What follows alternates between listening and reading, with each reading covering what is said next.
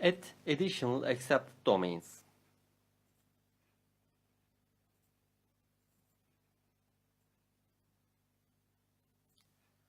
Open the Exchange Administrative Center by browsing to the URL of your mailbox server.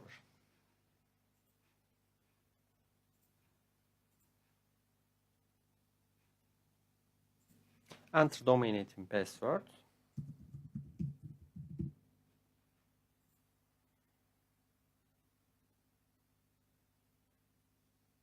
Go to Mailflow.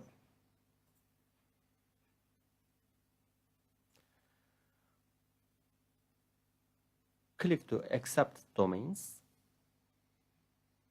Click to new.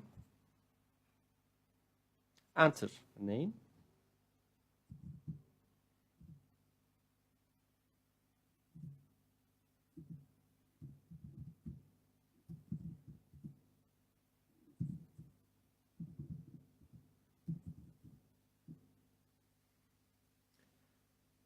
Selected authoritative domain and save.